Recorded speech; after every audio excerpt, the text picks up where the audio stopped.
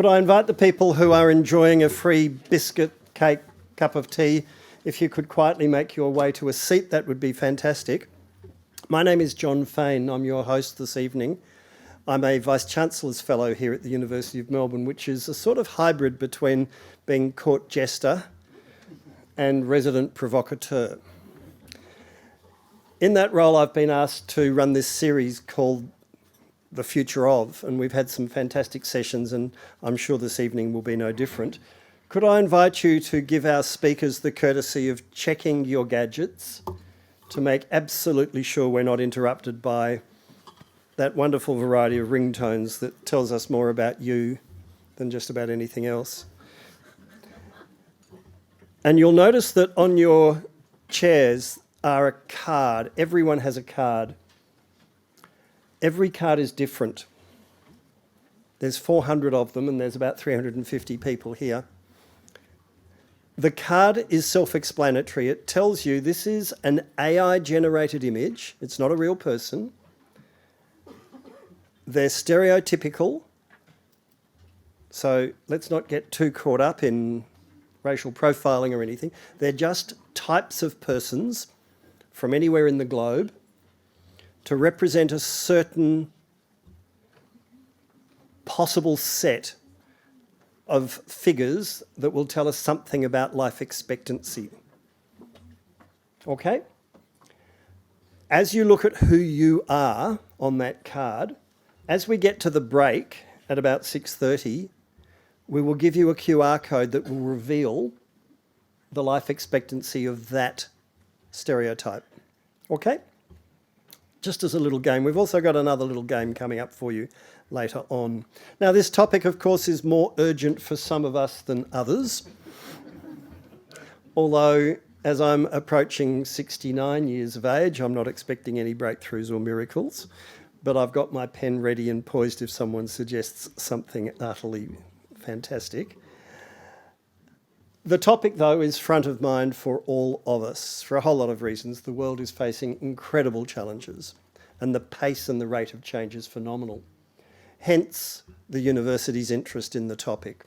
And it's the social licence of the university, this one in particular, but all universities, to project the research of its staff to the broader community and to showcase what we're learning and what we know as we learn it and as we know it. So that's why we're here tonight. It's action-packed, it's fast-moving, and we make no apology for that. And I hope that's not too irritating for anybody.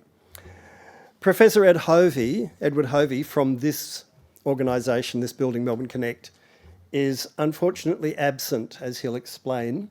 He's presented us with a video introduction instead of being able to be here in person.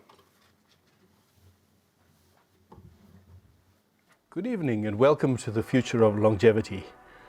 My name is Edward Hovey. I'm the Executive Director of Melbourne Connect. And I wish I could be with you tonight, but I have to be at a conference in Austria this week. One of our missions at Melbourne Connect is to bring together academia and society, government, industry, to have discussions, to share ideas about interesting and important topics of the future. Now, longevity and aging is a topic that affects us all. We're all of us getting older, and unfortunately, at some point, all of us will face death. And we'd like to do so gracefully and happily. It turns out that there are several factors, important factors, that affect how we age. One of them is the demographics. As you'll learn tonight, people are living longer, getting older, and in except 6 countries, the birth rate is dropping precipitously. That means there's going to be many more people 30 years from now expecting financial support from superannuation, but far fewer people to actually generate the wealth. How's that going to work? Is AI going to take over? Are robots going to save us? Who knows? That's part of the discussion. The second factor is the psychological one. We want to age happily. You'll hear from our keynote speaker how you can do so if you know what to do. You want family around you. You want to live in happy circumstances, in a nice home. You don't want to live in an unpleasant place. You'll hear tonight what the rules and regulations are that govern how our spaces, how our psychological environment is shaped, what we do about dementia. A third factor is the legal complexities surrounding aging and euthanasia. These are very, very difficult moral questions. Our expert on legal affairs will tell you all about these complexities tonight.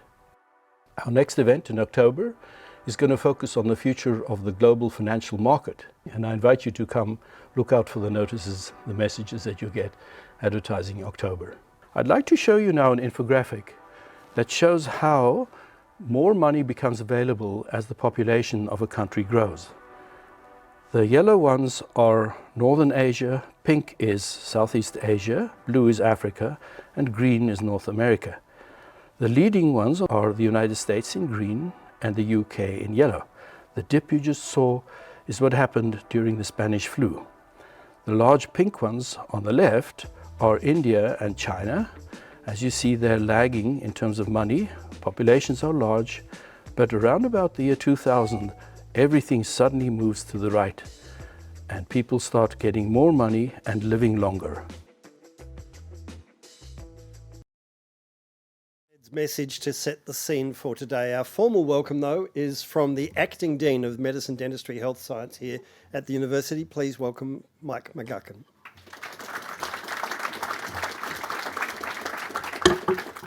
Thanks, John. It's a great pleasure for me to be here today and to welcome you all to this Future of Longevity event at the University of Melbourne. And in a conversation about ageing and longevity, it feels especially important to reflect on the deep cultural value First Nations people place on their elders, who are recognised in those communities for holding cultural knowledge that's important for their community. I'd like to acknowledge that we're meeting here today on the unceded lands of the Wurundjeri people from the Kulin Nation. We're on the site of the old Royal Women's Hospital, and it's important that we acknowledge that that was actually a place of significant trauma for Indigenous families in the past. Please join with me in paying respects to the traditional owners of this land and to any Indigenous people who are here with us this evening. Of course, in my faculty of medicine, dentistry and health sciences, improving the health and well-being of the communities is our central purpose. We're one of the University of Melbourne's largest faculties, and we're situated here in an amazing health precinct with a large number of hospitals, medical research institutes and the university, all working around aspects of human health.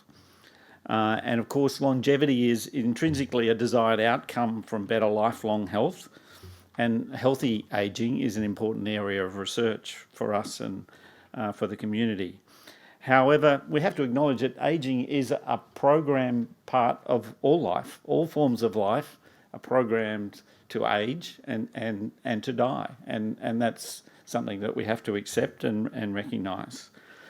But the story of modern medicine has been one of extending life. If you think about the prevention of infectious disease, it used to kill large numbers of children before they even reached adulthood. And now we have improved treatment for cardiovascular disease, for cancer, and other diseases that are primarily associated with ageing. The life expectancy, as you saw on Ed's graphs, has increased more than 30 years since the early 20th century in Australia, and life expectancy is now 81 years for males and 85 years for females. Importantly, though, it's about 10 years less in our Indigenous populations for both genders. However, the emergence of chronic disease is actually challenging us in that the next generation may in fact not live as long as we do. So that's an interesting change. And Australians spend on average about 8 years in poor health at the end of their lives. 3 in 10 Australians over the age of 75 are taking more than 10 medications. Approaching 10% of healthcare costs are spent in an individual's last year of life. So we have a a big focus of healthcare and health costs in our ageing population. So we can extend people's lives by curing diseases, but are we giving them good quality of life? And how much do we want to prolong life if it means that people will be not having a good quality of life at the end of their life? So we need to face this question of how long we can live, but how well we can live. So we're focused at MDHS on a few big strategic priorities that affect this. We're trying to find new cures for chronic disease. We're trying to find better ways to drive the healthcare system and have it operate for people, including in ageing populations. And we're trying to prevent some of these chronic diseases that are causing morbidity in our older generations and address health inequity issues, which are across all of these diseases. There's inequity across our populations. There are many people working across the faculty. You'll hear from some of them tonight. Tony Blakely here is an epidemiologist from the School of Population and Global Health, and he'll talk about demographics, about the makeup of the population and how that affects our health.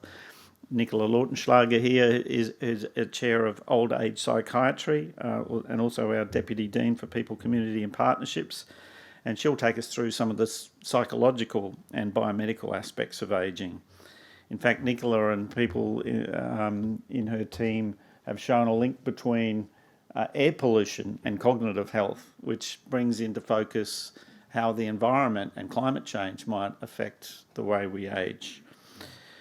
We've got lots of new drugs, new pharmacological interventions that show promise, but we have to be careful about how we use these and how we promote healthy, active and connected lives. Some of you might have seen in the news recently a story about a 92-year-old Japanese man who completed a Ironman marathon up in Cairns, and it shows you, at that age, if you train, the body can do amazing things. But to reach that sort of future, we need more collaborative thinking, and that's why cross-disciplinary events like the one tonight are so important. And Melbourne Connect is a place where the convergence of university expertise in science, in technology, in public policy and ethics offers a sort of fertile ground for a discussion around these sorts of topics. And this topic pushes us to ask not just how we add years to life, but good life to those years. So thank you for your attendance. I hope you find it a really enjoyable discussion, and I'm looking forward to it. Thank you. Thanks, Ron.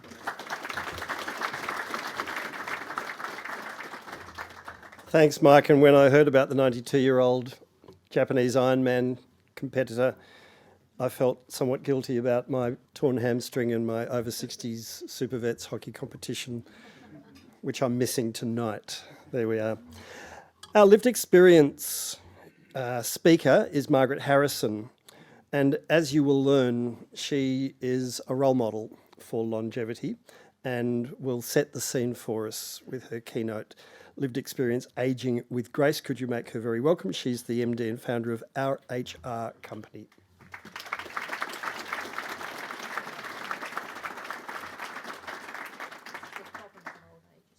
Yes, steps are annoying. Thank you, John. Thank you. And I'll help you down later. Thank you, John. Well, good evening. We're talking about ageing. You saw me trying to climb these stairs, and that's one of the problems I face almost every day. But we'll get to more of that later. It's not all bad. In fact, it's all pretty good. So Professor Hovey has given this talk the title of Aging with Grace. Well, I don't know about the grace, but I'm aged. I've reached 80 this year, but I still have lots of living to do, and I hope I can do that with some grace. I recently came across this quote. In fact, my physio told me this. You can't add years to your life, but you can add life to your years. And I think that's a really good one. It's often attributed to George Washington Carver, but it's ever so true as we age. So the question is, what personal attributes does one need to age with purpose and grace and retain close relationships with family and friends? Because without those relationships, life would be pretty miserable. I've had a varied career, but a really satisfying one. I started life as a pianist, so I have music as a core in my life. And after several years, I actually went to teach at schools. I taught at 2 schools and became the music director at Mount Scopus, which has been in the news just recently. But we started the music school there, and having done that, I then went lecturing at the Australian Catholic University. I lectured in music and education and music education. And in those early years, I was at what was known as Christ Campus, where the building now and the grounds have morphed into one and only car park at Chadstone. So it came to a sorry end. At the end of 18 years, I found myself in the position of being on a committee at the VCA, the Victorian College of the Arts. This was as a result of being a director of Music Aviva for 12 years and having a great love of chamber music. The VCA was exploring the potential of a competition to mirror the very successful Sydney piano competition. You know Melbourne can't be left out. I became totally involved with this initiative, took time off from my academic role and became manager of the inaugural competition in 1991. What fun that was. In the middle of a recession, we needed to raise almost 1.75 million in money and kind to make this idea a reality. Over 2 years, I researched, without the internet, every such competition around the world, wrote the rules and regulations and found the money. When applications to enter the competition were coming in from around the world, they came from far. They came from string quartets, 120 plus string quartets and piano trios. And they actually came in by fax machine. The fax machine was in the next room to our bedroom. And not thinking about this initially, we got most of the applications were from overseas, so the fax machine went night time. Our competition became one of the leading competitions in the world because of the high quality set by this inaugural one. We had 10 brilliant quartets and 10 brilliant trios at this competition because we offered the largest amount of money for the prize money for both sets. It now continues every 4 years. After the competition, I made a big change. I decided to leave the university and start a career in business. A colleague who'd left the university several years earlier joined me in starting a small training business. We both consider ourselves so good teachers, so why not give it a shot? With some luck, this was the time the government was reducing 210 councils to 78 through large-scale amalgamation process. We developed a training package to help council staff manage significant change and, most importantly, to provide them with the tools to reapply for their own jobs. This kept us very busy. A couple of large projects came our way, but I was looking for different opportunities, so I joined a large consulting firm working with SAP installations. I didn't know too much about that at that stage, but I did have a great learning experience. It was sensational. One of these projects was with Adidas, which I then joined as Director of HR in 1999. I so enjoyed that role, even though I seriously affected the age-to-age ratio. The time at Adidas taught me about the importance of good managers and the effect they have on the well-being of staff, on corporate culture and on profitability. This role gave me the opportunity to develop cultural improvements and hands-on experience of the importance of strategy and engagement, which stood me in good stead when I started my next business. In 2003, aged 58, I established our HR company, which lasted until COVID. Our HR company quickly developed into a training program for middle managers, with the belief that at this level many managers fall through the cracks. They're well qualified, but their people engagement skills often need some help. With the help of a great group of great consultants, we developed a 10-module program with homework in between the sessions, which was well received, and our client list grew quicker than we'd expected. The program required heaps of energy and continual development, and it was incredibly rewarding.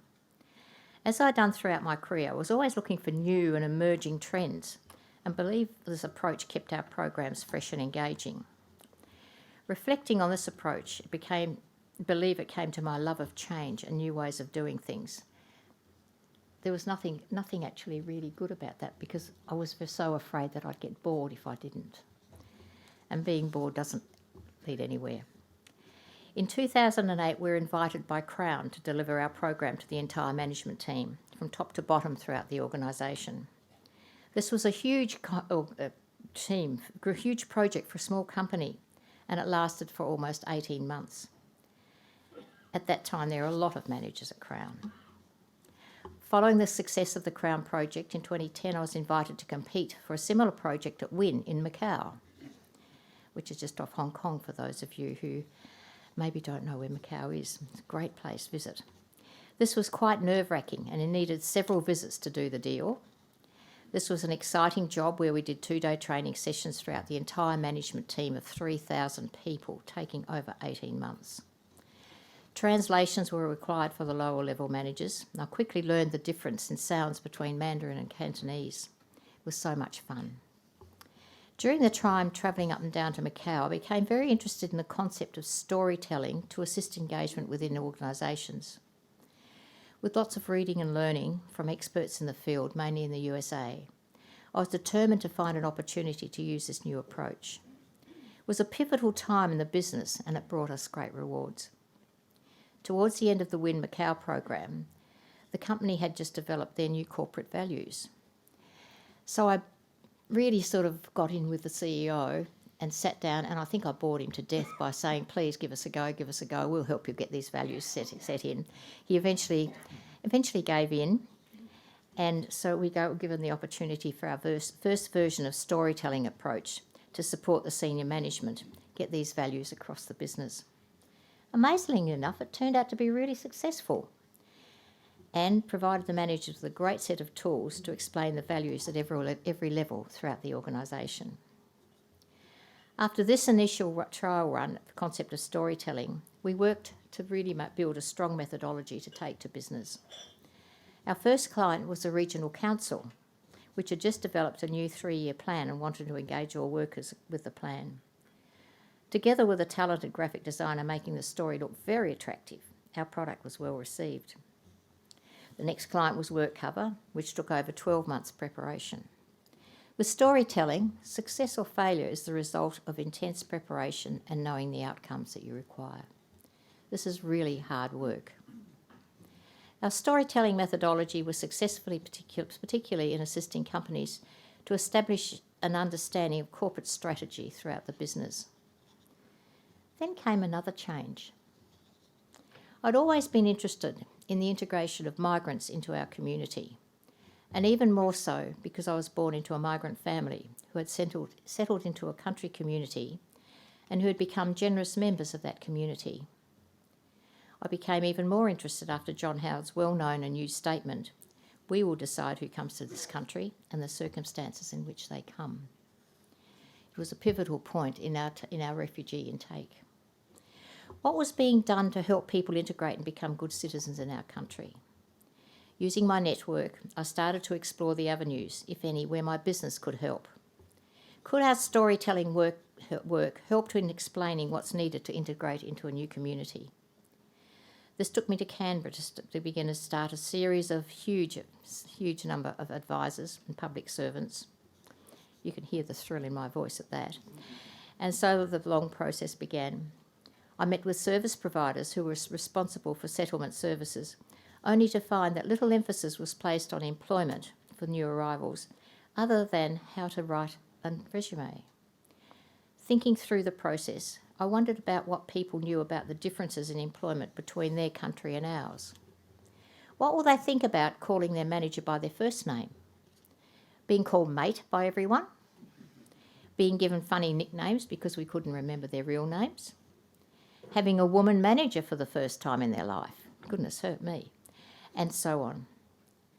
This is the first big step needed to be gotten over before they could write a resume. Eventually, we were able to convince the government that the most important aspect of a new life in Australia was employment. And I think you'll see some slides coming up of our stories as we presented them. Eventually, we were able to convince the government this important aspect of new life was employment. We could help add to the services provided by the service providers. In 2016, when I was 71, we were awarded a government grant to develop a series of 4 stories, together with an app, and all translated into 4 different languages. It was a huge job, but also probably the most rewarding one of my whole career. And so the work began. We created 4 stories, working in Australia, looking for a job, applying for a job, and starting a job. And where they were presented in this box with 4 live stories in there. Let me just show you one of these. They're quite big, quite long, and really pretty. So as you'll see up on the slides, each one has a different colour and really became quite attractive to work with and for people to use and to work and send to their refugees. Each refugee got one of these that we worked with, got a whole box, and they were also translated into 4 different languages.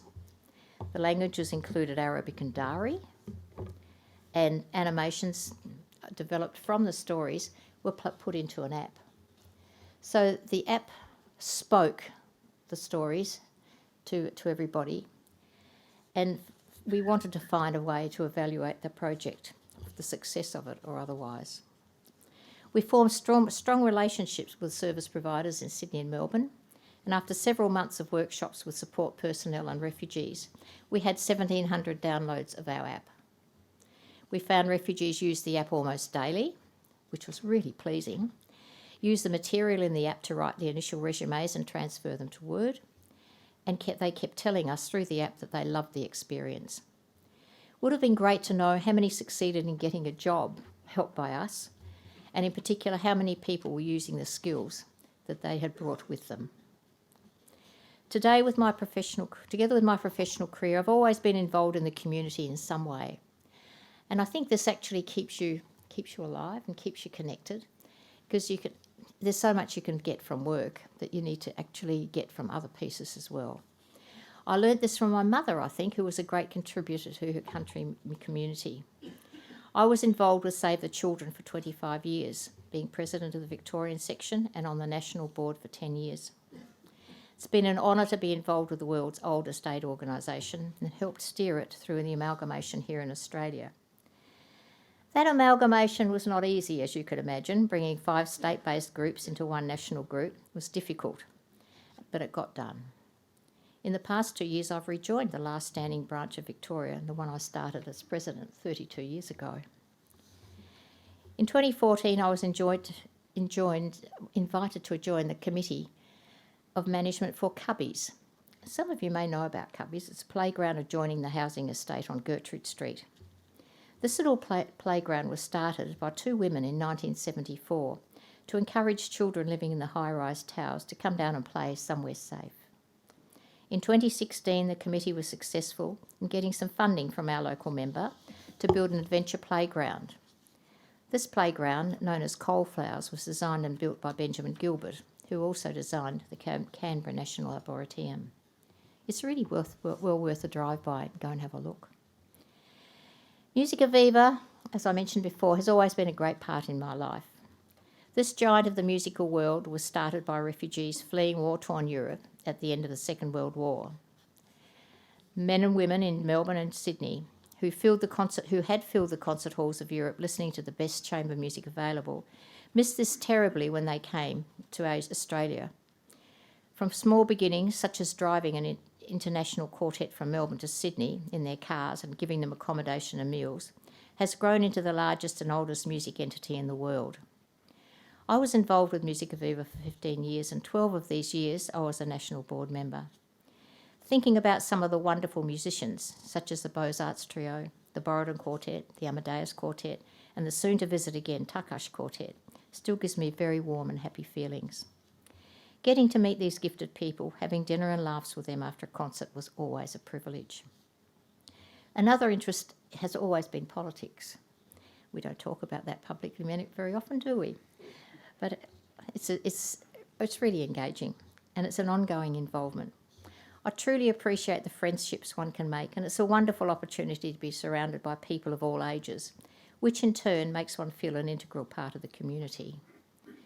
I enjoy contributing to discussions and campaigns, not the last one, sorry, and believe you need to speak up and make your country the best it can be. Also, being with people of all ages is really important to adding that life to your years. I've always been grateful to be born with a positive attitude, because when COVID came in 2020 and we had to close our office, my world felt very empty. Also that year, I had 2 knee replacements, which was successful, but the very best thing that happened that year was the birth of a 5th grandchild, little Tommy. I believe everyone will have different memories of the year 2020. Things didn't get better in 2022. Sounds pretty good, right up till now, but then old age crept in, and let's see what happens. Things didn't get better in 2022 when I was diagnosed with stage 3 breast cancer. I was dosed up with chemotherapy and radiation. Chemo had drastic effects on my foot, causing the tendons to fall apart and starting a year of casts and boots and trying to heal a foot that was totally broken. It wasn't fun. In 2024, I had foot surgery and started 3 months of non-weight bearing on my right foot. My husband of 52 years died while I was in hospital, so it was a really awful time. I had respite care in an aged care home for 2 months, and if anybody wants to ask me questions about this later, I'll tell you, which was more than enough time to realise that I need to keep my positive attitude alive and well.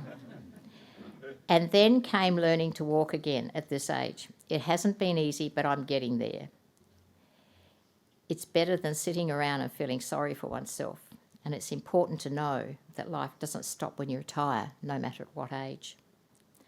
I cannot finish without saying how important family is to ageing with grace. I'm extremely fortunate to have 2 wonderful daughters and sons-in-law, and the best 5 grandchildren anyone can wish for. It's so satisfying to watch them grow up. Their achievements are always to be marvelled at. The delight of them getting their drivers and learners licences, the soon-to-be acquired e-bike, which fills me with dread, and leaps and bounds in reading ability and kicking the football better than all others, and kinder paintings that adore the wall. All so good. Let me answer the opening question. What personal attributes does one need to get age with purpose and grace and retain close relationships with family and friends? I believe a positive attitude is essential, a sense of giving to others and remaining interested and immersed in the world around you. And one final thought before I finish. I was reading last weekend's Australian in the magazine, and lo and behold, I found one of the articles, which was written by the wonderful Geoffrey Blaney, closely associated with this university, aged 95. Let's all live well and age gracefully.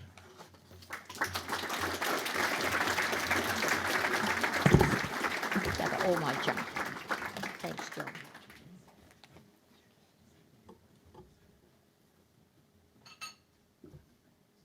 Stairs, no one likes stairs. Thank you, Margaret. There's a few extra pages. Thank you, and what an action-packed life, and it's not over, as she, of course, is emphasising. You can decide for yourself at what stage you want to slow down. Tony Blakey was one of those people who we all became very familiar with during COVID. He became one of those trusted voices that we relied upon to tell us how much longer we'd be locked up for. He's in fact an expert on a lot of other things as well, and from the School of Population and Global Health here at the University of Melbourne, he's taking us through the demographics of ageing. Thanks, Tony.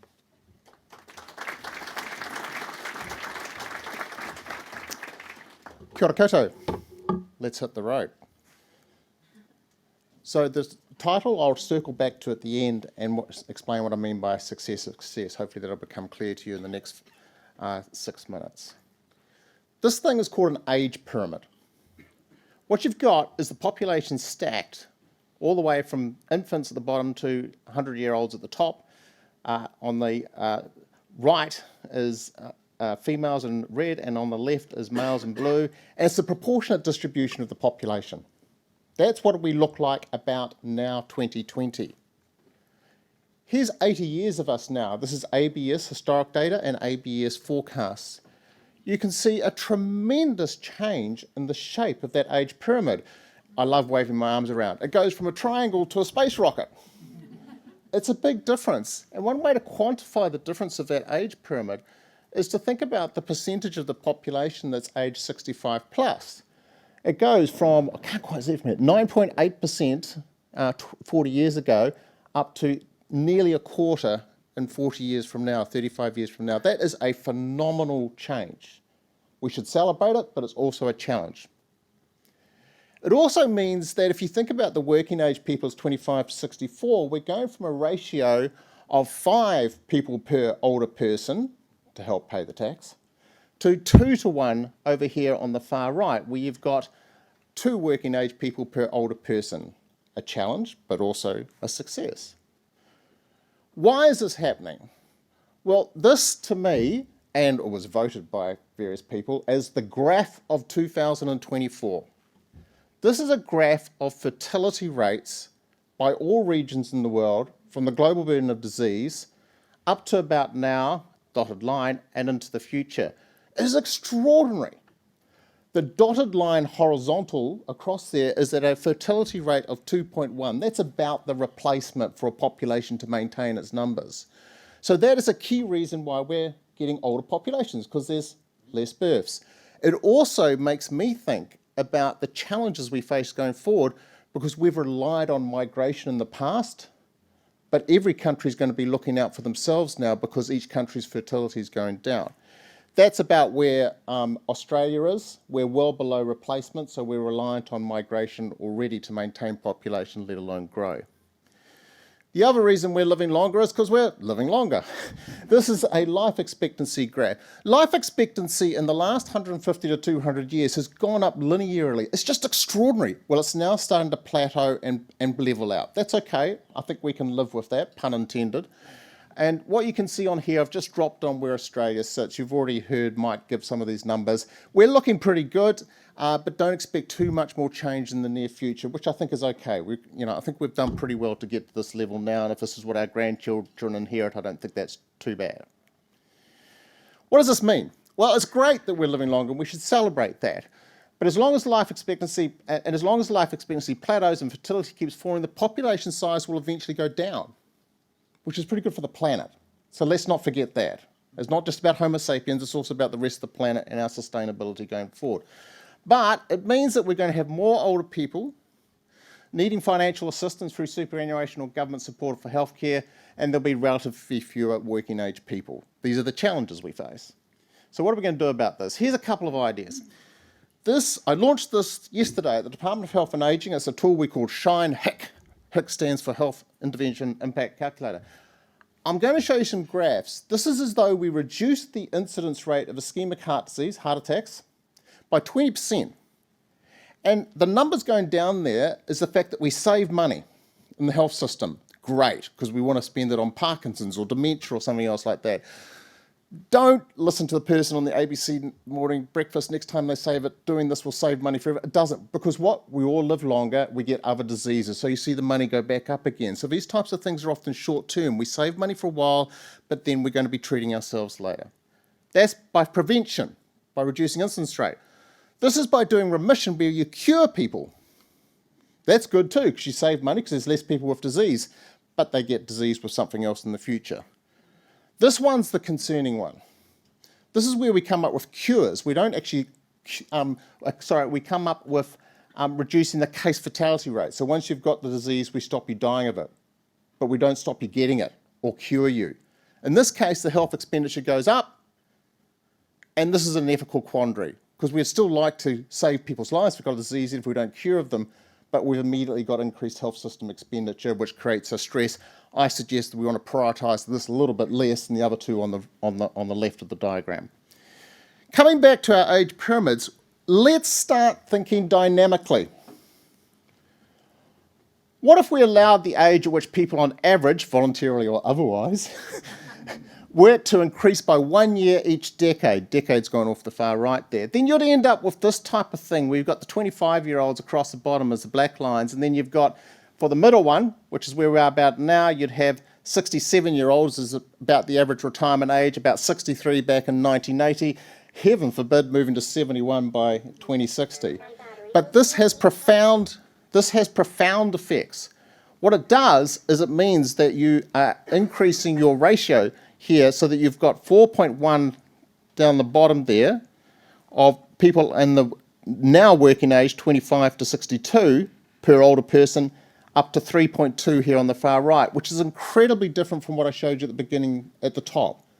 That is, if we think dynamically, and we're already doing this as a society, we are working longer and we can actually adjust internally with that ourselves. So wrapping on up here, facing the future, increasing longevity success, we should celebrate that.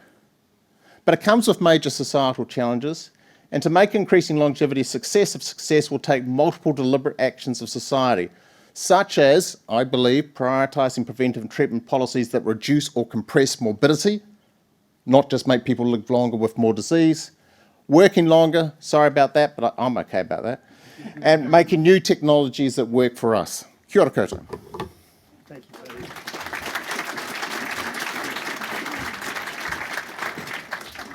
There's some challenges there, aren't there?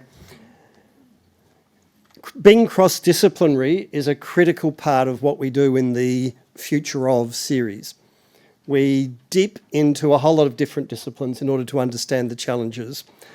James Kelly is an architect. He's from the firm Clark Hopkins Clark, and he's going to talk to us about his discipline's approach to the challenges of longevity.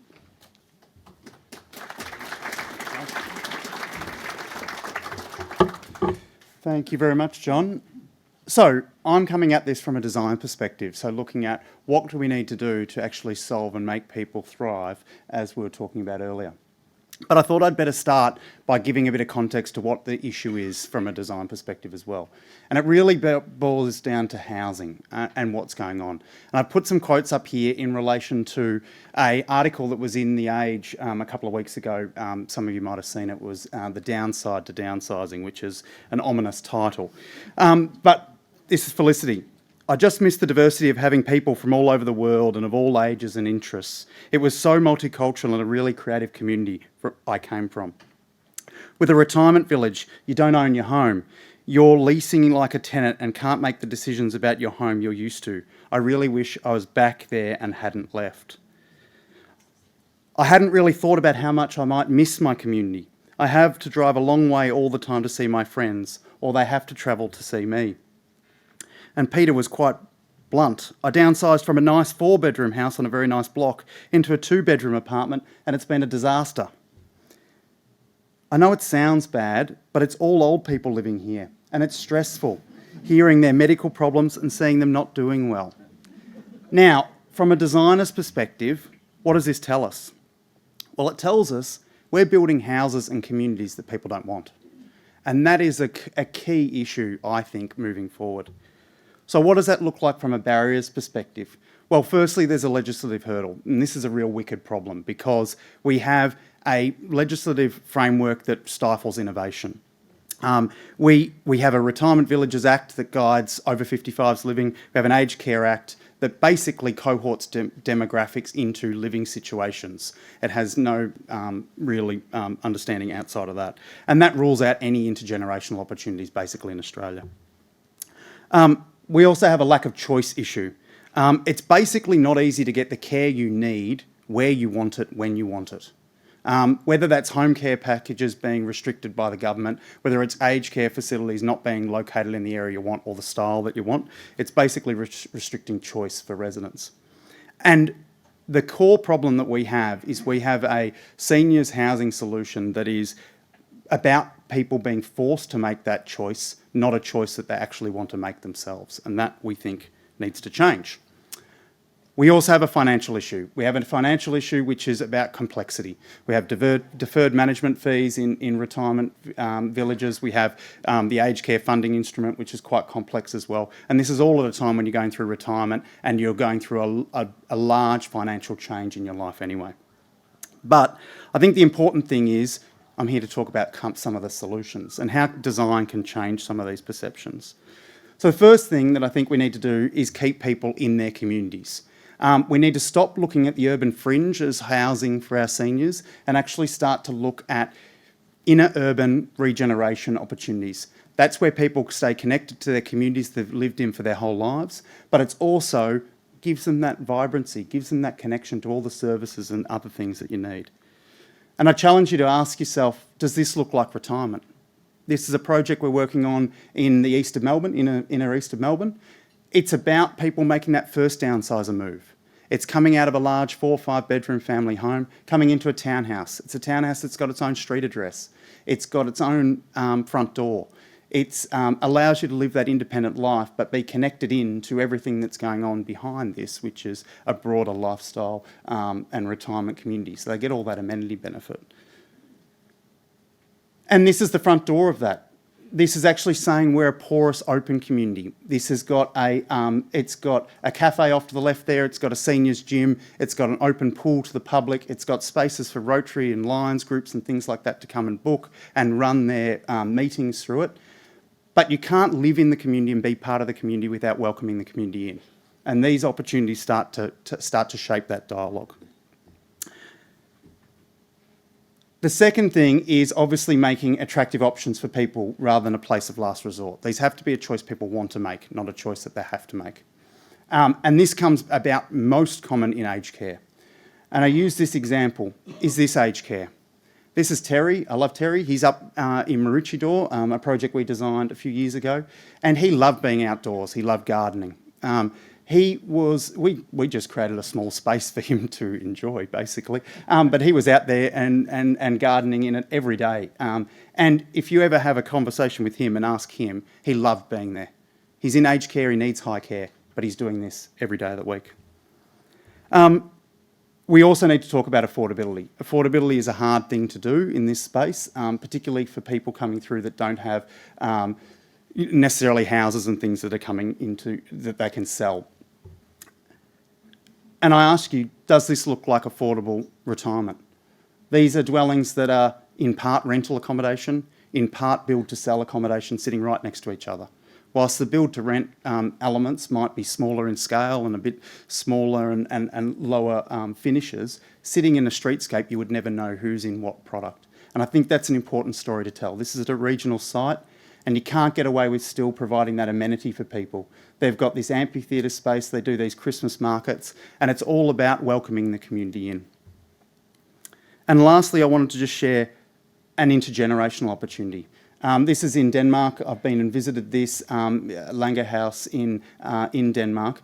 This is a striated product. It has 2 levels on the lower floors of residential aged care and then multi-family housing above apartments. We can't do this in Australia at the moment, but it is something that we can certainly look overseas for. The benefit of this is it gives you all those opportunities to have public space that people actually interact and engage with each other like you would expect them to in the wider community. And it just stitches into the urban form. So we have a big problem in Australia, which has always been this focus that at a certain point you are beyond the productive use for society. And it's a really ageist view that we all have. And if you ask anyone at any different level, there is an undercurrent of that always. But but through design, we can really create places that are no different to any other part of the community and allow people to thrive and actually build and continue to interact with that community. And by doing that, we break down that ageist stereotype. So I thought I'd leave you with a brief glimpse of Terry tending to his garden. Thank you, John.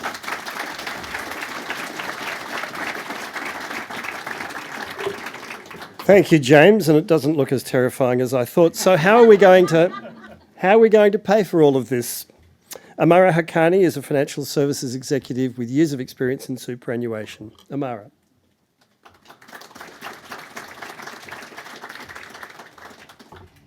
Thank you, John. I will keep this brief given I will be on the panel later on today. There are 2 sides to the superannuation conversation. One is your individual savings and looking through that for your own personal self. And then there's the next part of it, which is what should superannuation invest in, picking up some of our earlier topics. I'm going to pick up on the individual side for a second and pick up on Tony's remarks on life expectancy and longevity on that side. So we all know, I mean, it's a really big topic. We all know that the population is ageing. We understand that quite well, I think. One of the things that I'm personally quite keen on expanding our awareness and education on is the variability on life expectancy. So what that looks like is, we have government, the government puts out, life tables that say, based on this, you will live to this age. So, we understand that at birth, we've seen the stats, living to your 80s. But something that I think we need to understand, as you get older, you have what's called mortality improvements. You're more likely to live longer the older that you get. And so one of the things that we don't understand is a 65-year-old woman at this point in time might actually is projected to live to somewhere along the lines of 95. But that age is not exactly set in stone. So you have a 1 in 20 or a 5% chance of actually dying on the day that the tables say that you'll die on.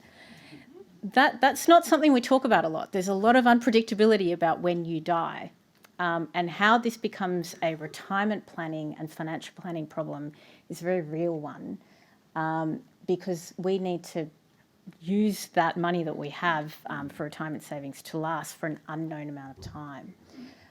So not only are we living longer, but the variability on how long we live is also a massive factor, and it's something that I think as a community we need to understand more, because it's not just about saving for retirement, it's about understanding that period of time that we retire in is different for everybody. Retirement is an individual situation. It is not, my retirement will look very different to yours. How long I've retired for will look very different to yours.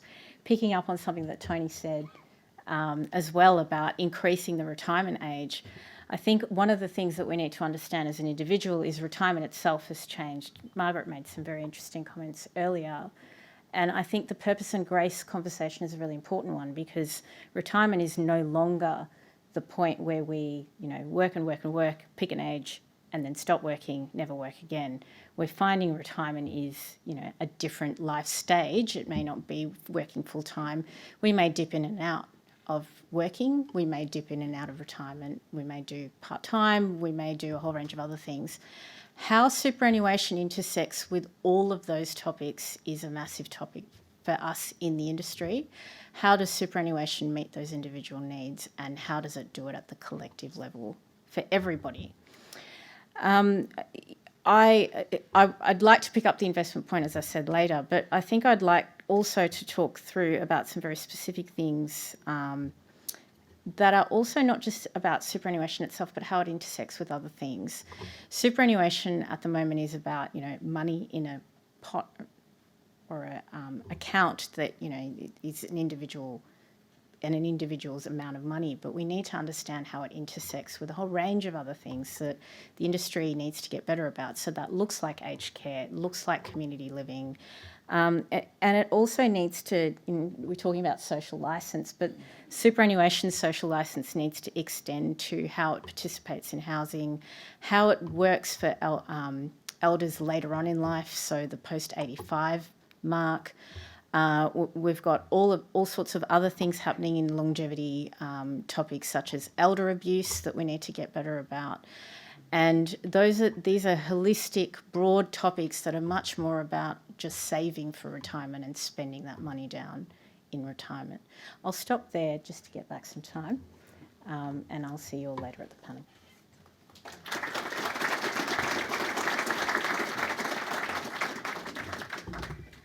Thank you, Amara. My wife has the solution to all of these problems. It occurs to me as I listen to you all.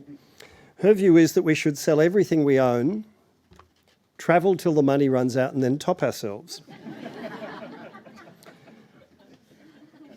But Jan, I said, what if I don't want to? She said, then I'll take half and travel till the money runs out and top myself. Are you allowed to do that? Mark Trabsky is an expert in the law of ageing and voluntary euthanasia. Victoria is one of the world's pioneers on this entire field. He's from the law faculty at Monash University, and he's next. Thanks, Mark.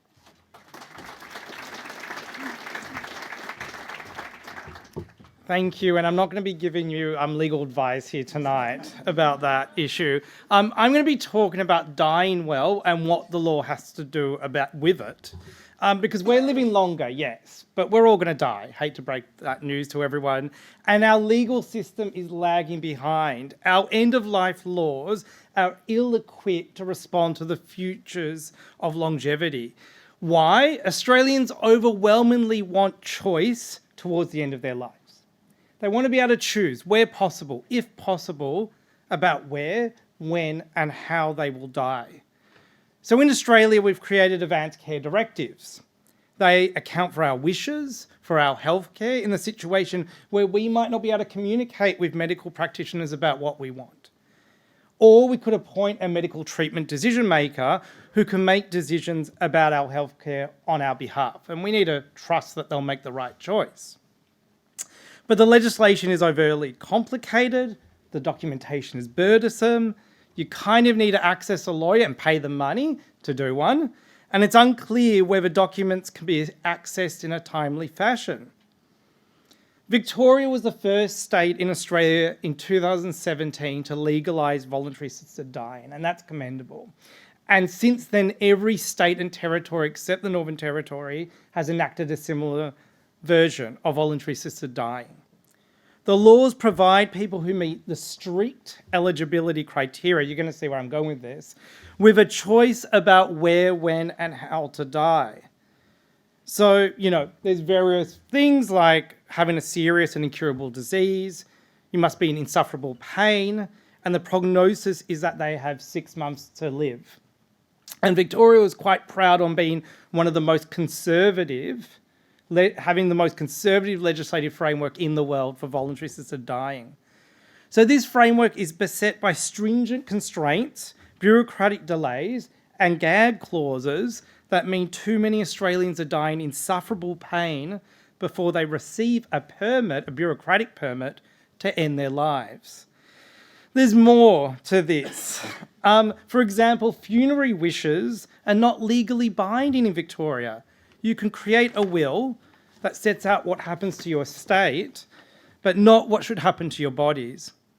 Many Australians die in any case without a legally valid will. If I said how many people here have a legally valid will, and I'm not going to, one person, a lot of people won't.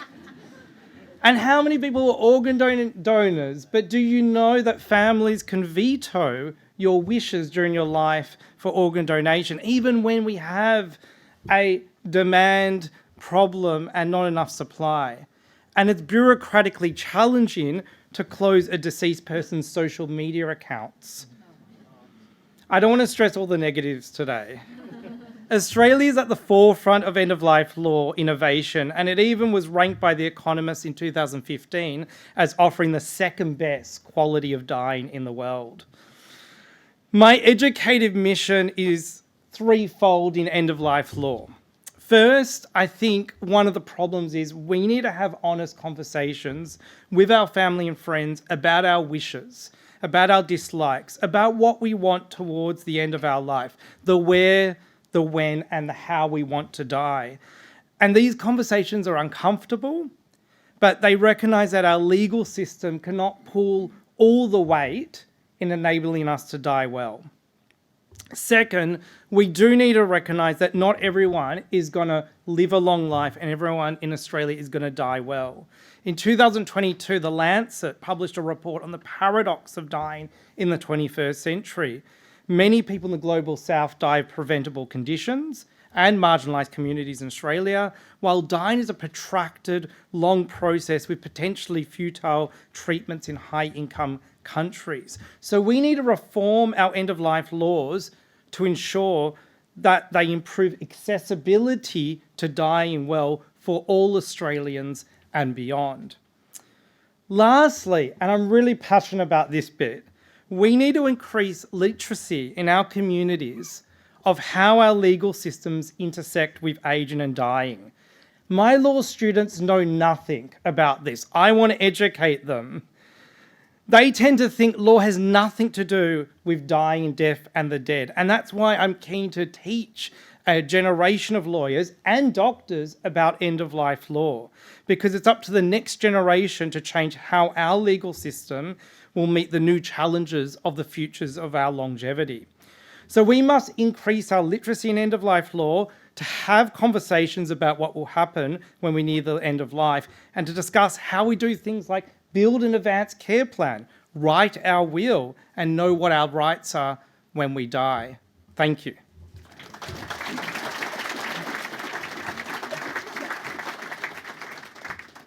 Thank you, Mark. Now, it's a brave man who stands between an audience and a free cup of tea and a cake. I'm not that brave, but Jenny and Audrey are. Jenny Waycott and Audrey Balaska are from the School of Computing and Information Systems. And before we reveal the QR code, which will tell you the longevity of the character on your AI-generated card, they're going to show you how robotics might be part of the solution in longevity. Take it away, Jenny and Audrey.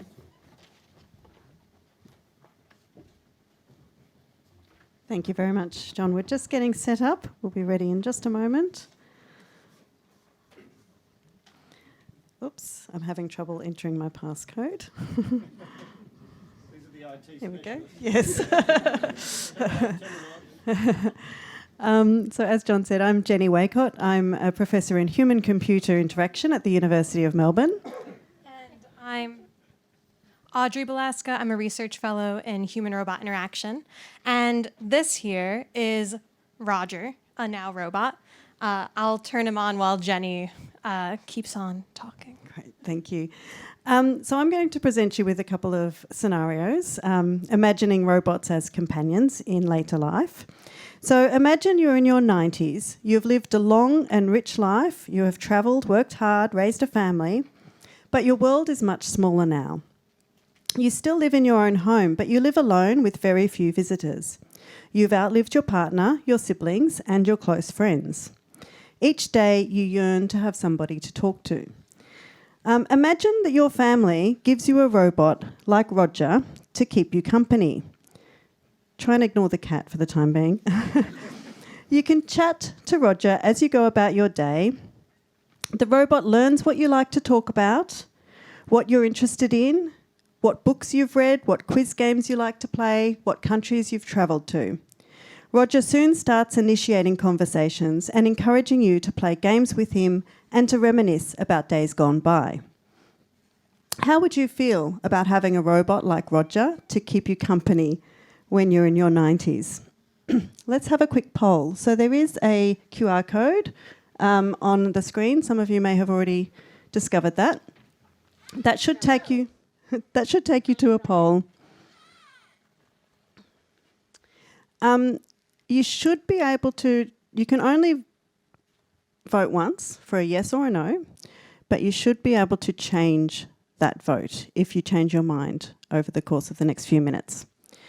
Okay, so this sounds like a fictional and futuristic scenario, but it's not entirely fictional. 3 years ago, the New York State Office for the Aging began its LEQ Proactive Care Companion Initiative.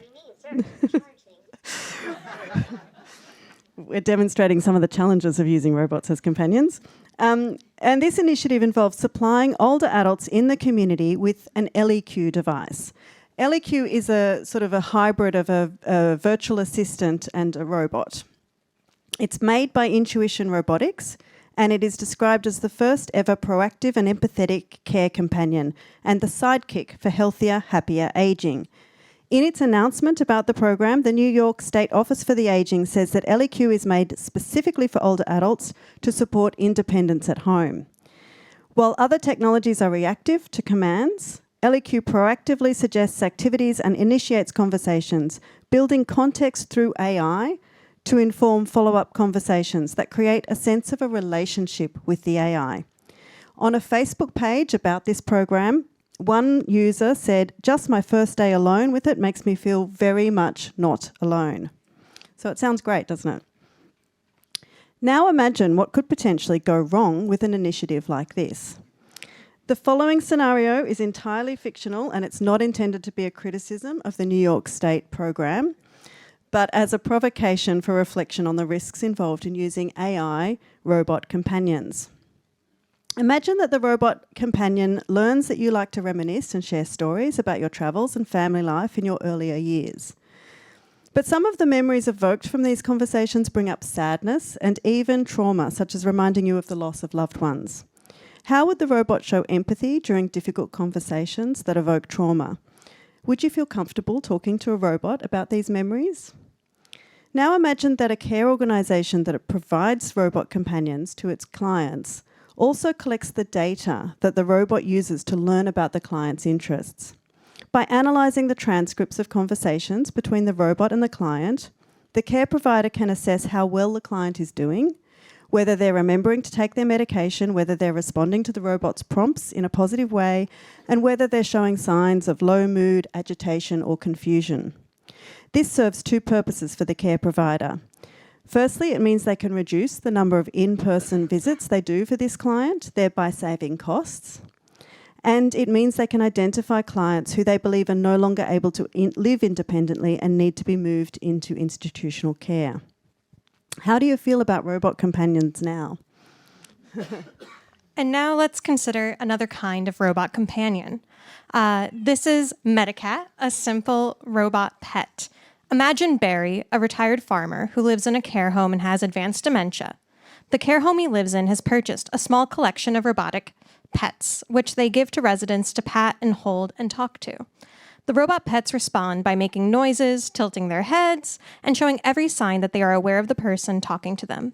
In fact, they seem to be just like real pets, but unlike real animals, they do not cause allergies or cause a mess, and they don't need to be fed or watered. They just need an occasional battery recharge.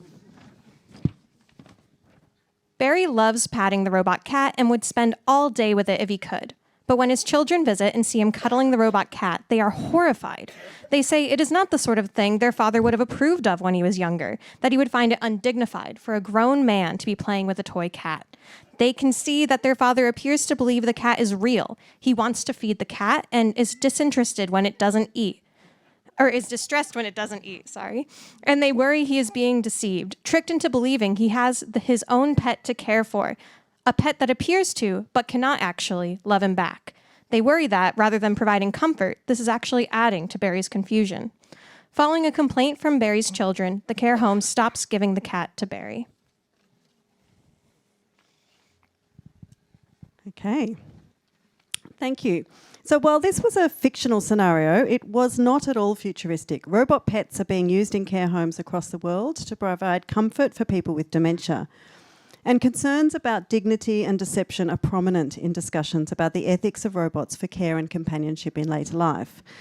Now that we've talked about these two scenarios, we want to know if your answer to the poll has changed. So you can choose to change your answer if you wish, or you can leave your answer as it is. We are not going to display the results up here. I have the results in front of me.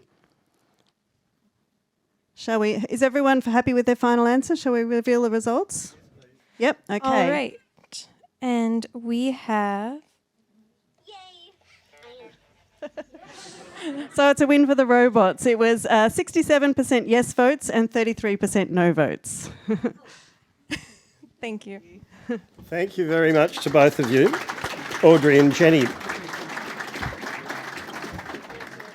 Your cards have a QR code on them. You can now scan the QR code and find out the longevity of the character, the AI-generated character that you were given. Afternoon tea is available, and at either end of the room, those doors will open, and there is catering at either end. We will reconvene in about 10 or 15 minutes, and we have two panels. We have Warwick Freeland, Amara, who you've already heard from, Nicola Lautenschlager from the Medicine Industry Health Science School will be looking at living well, and then dealing with challenges. Tony Blakey comes back with James Kelly and Mark Drabsky, and Yuting Zhang joins us as well from the Faculty of Business and Economics. And we will convene again shortly. Could you thank each of our speakers? It's been an inspiring start. Enjoy your cup of tea and see you again in a few minutes.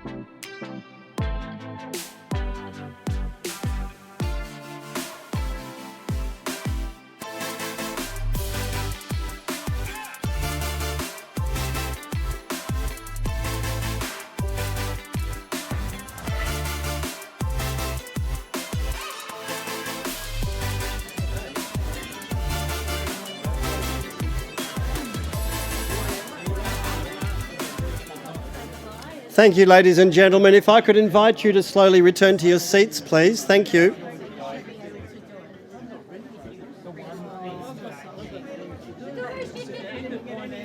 Thank you, everybody. If I could bring the room to order and invite you to return to your seats, please, that would be great.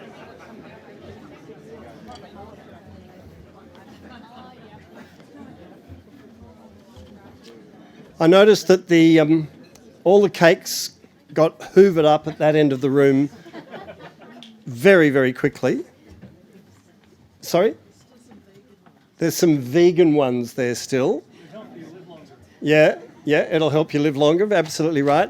There's a little bit of fruit, which people weren't as keen on, and there are still people waiting for a cup of tea up that end, so I don't quite know why maybe we underestimated how excited people get at the prospect of a free feed from the University of Melbourne.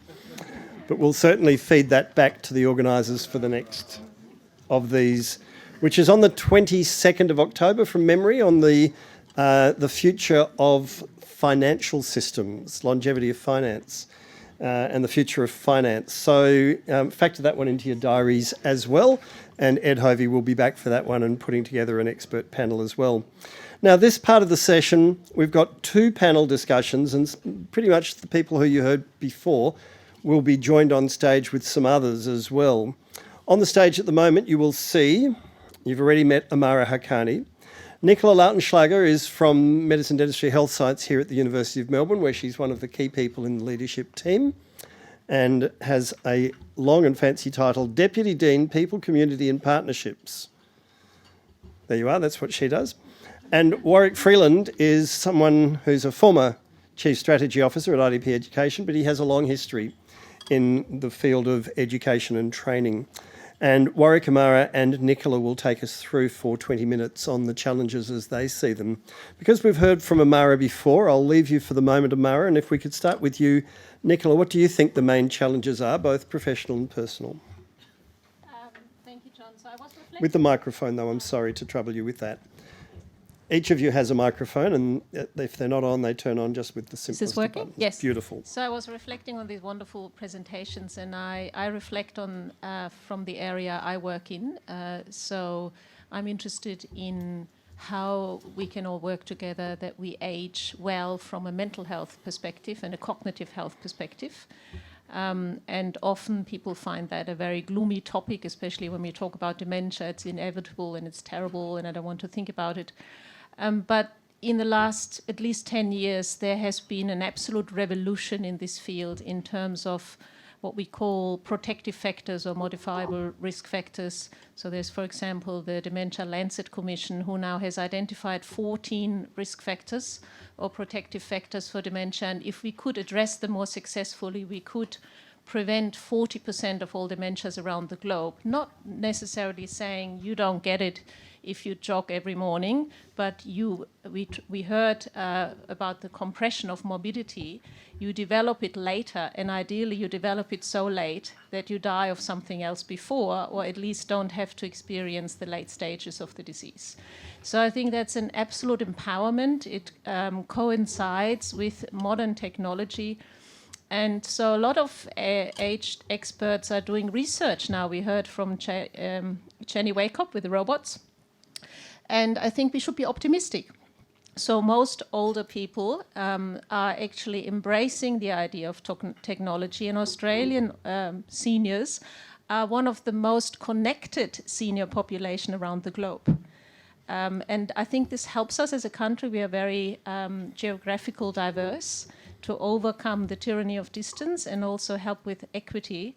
But we obviously also have to reach out and work against stigma and ageism when it comes to cognitive decline, and think of the people who cannot engage with technology because they live alone, they're isolated, they're from a different cultural background, they might not have the support, and how we can bring the support to them. So overall, I think exciting times and every reason to be positive.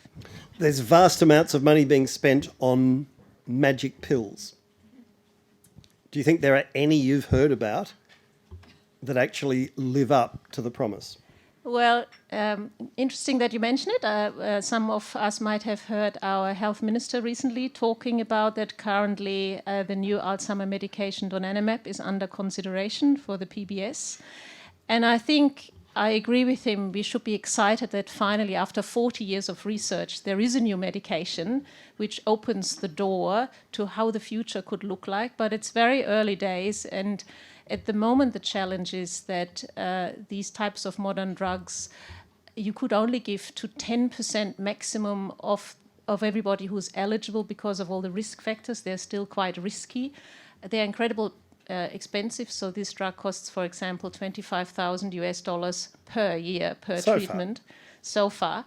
But it is a ray of hope again. We have made a breakthrough, and so a lot of researchers, including in this precinct, are already working on how can we make this rather than an infusion drug, an oral drug. How can we give it to more populations who have other diseases which currently excludes them. So it's starting to shift. It might take quite a while longer until we have a product which is affordable for everybody and safe for everybody, but these are positive signs. Warwick, from your perspective, what do you see the challenges being? Yeah, look, I suppose I take quite a different view on a lot of things, and I suppose I've had some really interesting conversations with Ed recently on this particular topic. And so let me explain where I come from, and it actually connects to some of the previous speakers as well. And I think maybe Ed invited me here because I've just stopped work at Christmas time, so I'm on that graph there somewhere. And, you know, I call it my next act, I suppose. But, you know, so after 45 years of work and, you know, I've had 15 patents, I've created a lot of businesses here in Melbourne and employed hundreds of people and generated billions of dollars worth of export revenue for the state and had a lot of fun building technology businesses. And I think, so that's the kind of the one angle I come at. But then the other angle as well is that my father passed away a year ago, 93, so he was well up on the graph there. Wonderful life, except the last 5 years. He had dementia for 5 years.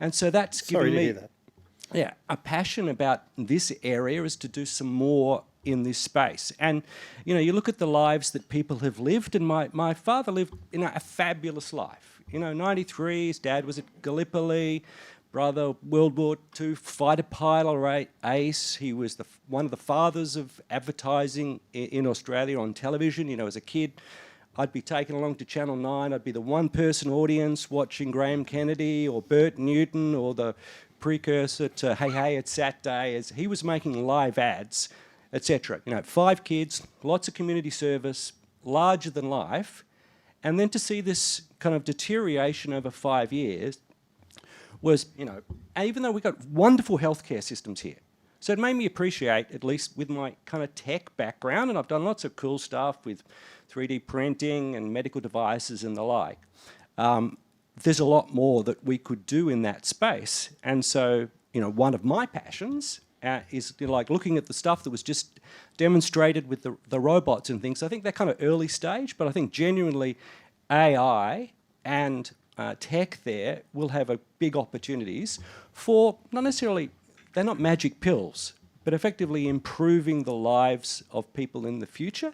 And so that's kind of a passion area that I have. And then I suppose the other angle, my kind of slightly interesting view on things, is that, for 3 years I worked for the Victorian government, for Jeff Kennett, to help promote the state of Victoria. So I have a real passion for Melbourne and Victoria and Australia in growing it economically. And so I look at the graphs that Tony was showing.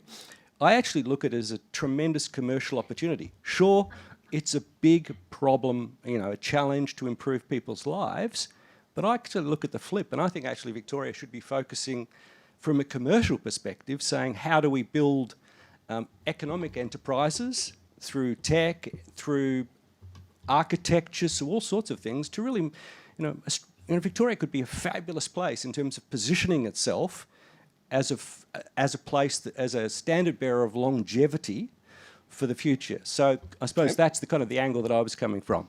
So on the number plates, Victoria, the longevity state. Well, that's exactly what I just talked about with Ed, except rather than Victoria, the cost of living state, which is what would be on the number plates if the politicians had their way at the moment. The issue, as Tony's graphs showed us, is that the longer we live, the more likely we're going to succumb to some of the frailties that so many of us dread and you've mentioned. Yeah, so therefore I think part of it is we're not designed to last that long. No, and I think because pills have helped us to get to a certain point, but there's work up here that needs to be done in the brain space as well. And so there's big questions, and I think like in Amara's space as well, in terms of Victoria really has to kind of get its act together in terms of to have the economic ability to do a lot of these things. When I worked in the 90s, the pitch for Victoria and Melbourne was called Advantage Melbourne because it had high quality of life, but also was a really economical place for businesses in the world to operate. That's not the case now.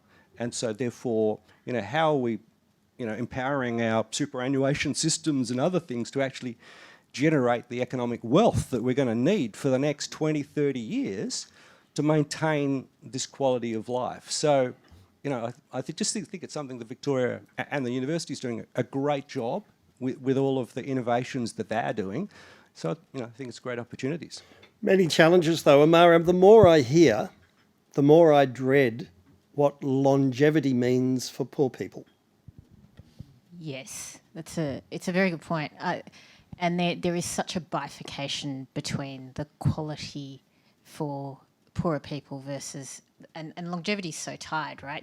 Mortality improvements are connected to people that have more money, whereas so there's an interesting gap happening as we speak in terms of how much money you have, what that quality of life that provides you, the mental health associated with that. So then there's longevity factors at the lower socioeconomic levels, and then there's a whole different set of problems to solve for at the other end as well. So the duration of life and the quality of that duration. That's right.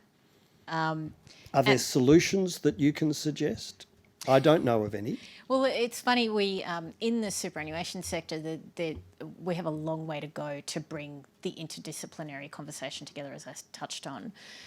We have been, as a sector, quite, I think, narrowly focused on, purely what money looks like. But even in this frame, it's it doesn't matter because if you're poorer, then you'll be eligible for the age pension and the government will take care of it. Now, the way that our economic policy has worked for many decades is the age pension will always be there, quote unquote. Whether or not that holds true over the next 50 years is something, or what type of age pension is there over the next 50 years will be something to think about. But then on the other side of the equation, for those that are living longer, and even though, talk about cost of living, but there's the rump of the baby boomers that are coming through with the wealth that they've got, but then the generations after that will be, at some point in time, the way that they've saved for retirement and how they spend through retirement will be a different factor altogether. So who knows what quality of life looks like for them at their later years. And Warwick was hinting that maybe we need to move to recognising the super pool, which is trillions of dollars and will only ever get bigger, as a resource that has a social responsibility, not just one that should respond to the tyranny of the actuaries. Yes, very topical conversation this year, I think. And yeah, $4.2 trillion and growing rapidly. What we find with the social licence conversation now is this, superannuation at the mercy of whatever government's in play. But the previous government really put in this notion of the best financial interest duty, which meant that there is this really sharp laser focus on returns being and financial benefit to your superannuation account being the first thing that a superannuation fund has to do. Sure. That is now at the expense of perhaps a more multifaceted conversation of what are the sorts of things that superannuation can and should invest in. Well, super's turned into a tax dodge for wealthy people, not just minimum income support in non-working life, which is how it was designed. Do we have to untangle that? I think the tax dodge piece is entirely demographically driven. So, self-managed super funds, that's a completely different conversation. Tax dodgers, accountants, how those things get set up, sure. For lower socioeconomic... But do you cap it? Let's cut to the chase. Do you say... I didn't think we were having a policy conversation. You can have tax advantages to build up a super nest egg of X million dollars, whether it's 5, whether it's 10, whatever, but nobody needs $100 million in a super fund, and yet we do have a handful of people who have found that it's a good way of organising their affairs to use it in that way. And look, sure, I think that is there's a rigorous debate on this topic at the moment. I know, that's why I'm asking you. I don't think I can add anything to it aside from, the interesting thing about tax concessions is the government fundamentally has a right to decide what to do when it's handing out tax concessions. Sure. So the issue it's a subsidy from middle Australia to very wealthy people. Sure. And it's I would have thought unsustainable. I mean, I'm not going to comment either way. All I will say is one of the things I'm personally tired of is the fact that it changes all the time. One of the things I'd like to see is much more, every time a new government comes in, there's something that changes to super. I'd like for that to stop, regardless of what that is. You need consistency. I totally understand that. And it impacts the kind of stuff that Warwick's talking about. Okay, how about, Nicola, if we say, if you want more than X million dollars, let's call it 10, just for the sake of argument, you can continue to have a tax concession if you're matching it with philanthropic grants to medical research. I like that. Yes, I think, listening to this very interesting dialogue, I was also thinking we can look at longevity from a different angle, that the now 60, 65 plus years who are well off, so they, it looks good. They can maybe live up to their 90 and have a fulfilled life. But we have also a responsibility to the next generation after us. And we heard in the talk that there is a risk that our next generation lives shorter because of adverse life scenarios. Climate change, less physical activity, more diabetes, more obesity. Poorer diet, shorter attention spans. So I think the healthy, long-living baby boomers have also a responsibility to think of the next generation. And for example, in my type of research, we define aging now with starting with age 40.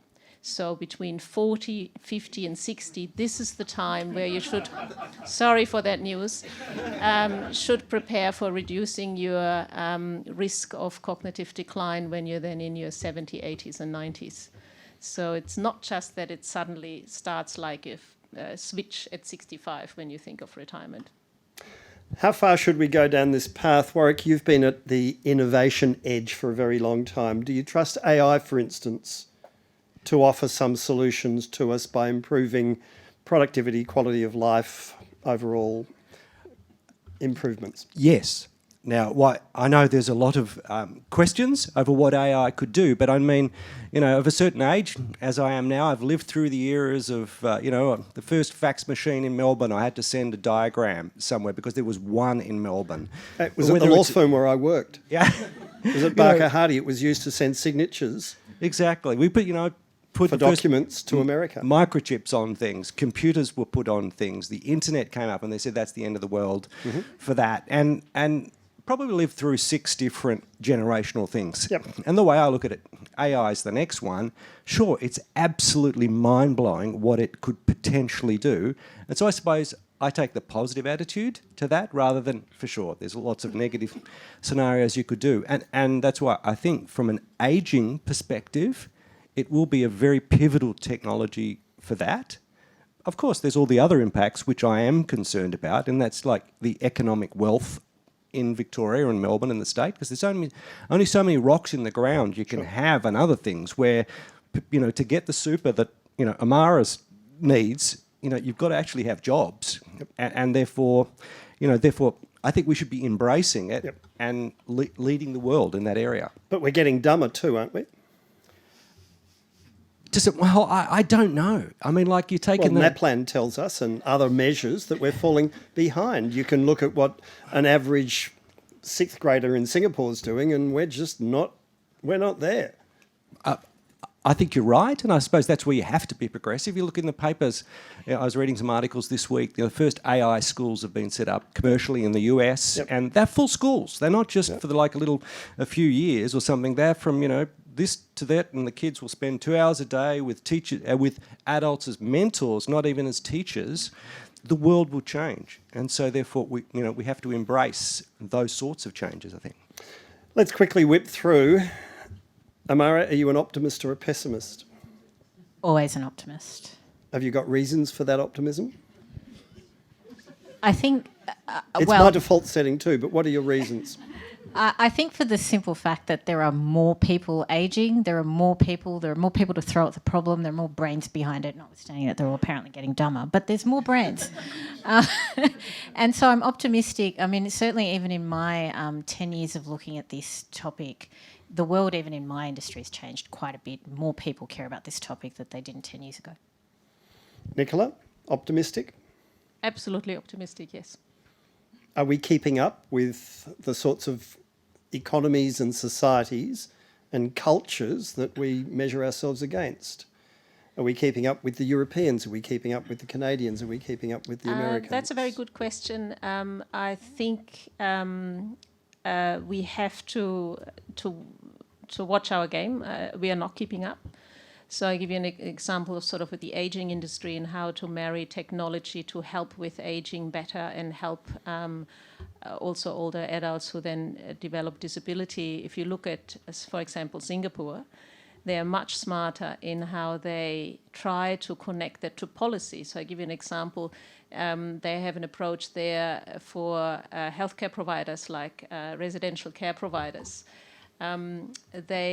They can have more grants from the government, but they have to embrace modern technology and open that up to their residents, and only then they can access that extra funding. And so there is a smart policy approach which makes them wanting to engage with research institutes and universities. So I think we have to be smarter, and there are some countries which are clearly ahead. So and others that are falling behind. England's quality of life, standard of life, GDP, all the rest of it is measurably declining. Thank you, Nigel Farage. And America may well be, depending on who you believe, in the era of Trump and trade wars, may well be following.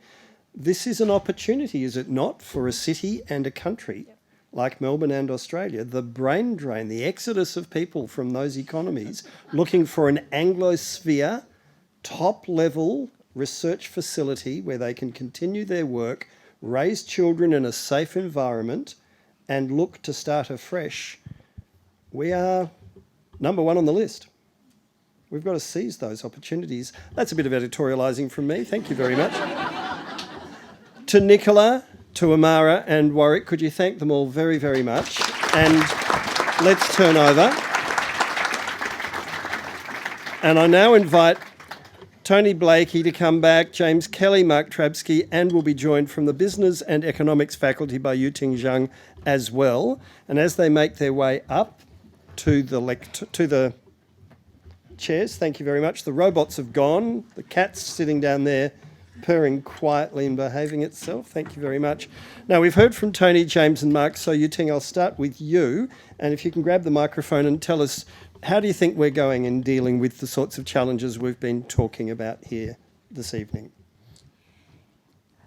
I'll focus on healthcare first because that's what my research area is. If you think about Australian healthcare system, we're doing really well. We're normally to be maybe top 3, top 5. This year we're top 1. I don't know how they voted, but mainly kind of like outcome, life expectancy we have seen. People live long time. And in terms of healthcare spending, supporting the people, so we're pretty high there. But if we think about in future, like say, right now the 85 plus proportion is about 16%. And if we go in 30 years, it goes up to 25%. How do we support that? So healthcare apparently going to be a lot more expensive. And if we keep doing what we currently do, it's not going to be sustainable, that's for sure. So how do we approach that? That's one big question. So in my opinion, I think number one, we focus on prevention. So we talk about live longer. Apparently that's a great thing, but also we want to live healthier. So how do we healthy aging? How do we increase the health span? So some action items, if you are 50, you probably should think about it already. Do more exercise, 10,000 steps a day, but also not just very gentle, but make sure you do it moderate pace. You can increase your heartbeat. And then, everybody already does that, don't they? Yeah. Tomorrow you'll see everyone walking around. So dancing is great, and learn a new habit. I mean like a hobby. So like music, and Margaret talk about music is a big part of her life. Making lots of friends. So you need social support when you get older. So prepare ahead, learn a new language. All those things can help our brain, can sort of slow the aging and also improve your health. So the goal is delay the chronic condition, because once you have chronic condition, it's really hard to get rid of them. And that really gonna put lots of pressure on the healthcare system, lots of pressure in your life. So that's health, but also healthcare. How do we do that? Prevention, health in aging. But the other big part, I think, is the AI and technology. Australia has a very promising. Imagine one day everyone has on their phone an app and you can see everything, like your doctor visit, even like your risk score, like a probability of getting a particular cancer or probability of getting dementia. How do we, what sort of the action item, what do I need to do every day? How do I do differently to make my health better? So those things, it's already happening in lots of countries. Taiwan, for example, doing really well. UK has done that. Some part of China doing it really well. So are we too Eurocentric in our search for ideas? Is it partly cultural because we're still denying that we're in the Asia-Pacific region and we're pretending that we're a European nation? Are we blinkered in looking for inspiration? I think one of the things I'm quite surprised, I lived in the US for a long time, maybe 20 years. I grown up in China and then I moved here. Was quite surprising to me is this big pushback in terms of the digital health. I think when I just arrived maybe 6 years ago, the government trying to push that, but it didn't go anywhere. And now we're trying to do this Medicare thing, and it's also really slow. So the concern is people worried about their health data being shared. Yep. But if you look at your phone, Australian like a bank system is quite advanced. because you can see, you can do it very quickly on the app, on the phone, your bank transaction. Yeah, they still use everything. checks in the United States. Yeah, so it's much better in the US, for example, but healthcare space, it's really slow. You were talking, James, before about housing. Isn't the market going to decide what sort of housing we're going to need in the future? Yes, I think you're completely right in that respect. But I think there's a societal-wide issue that we have when it comes to housing. If I ask anyone in a focus group environment, or even my own parents, where do they want to age and live out their final days, they will always say their family home. 9 times out of 10. Absolutely. That is the societal issue we have. We need to agitate for people to move into suitable accommodation for their stage of life at any stage in their life. And I've got that challenge with my parents at the moment, going through that challenge to move off the hobby farm and get into something that's going to be much more suitable. Because if we can't solve that, we can't free up accommodation for young families, you know, working couples, whatever it might be. And we're also putting a burden on people as they age, where they're living in environments that aren't suitable for them. They're too big, they take too much maintenance, they can't get the care easily, and they're effectively limiting the amount that people in the wider community can move about and stay within those communities itself. And that's why I think the core issue is that in most areas you can't get suitable accommodation in the area that you've lived.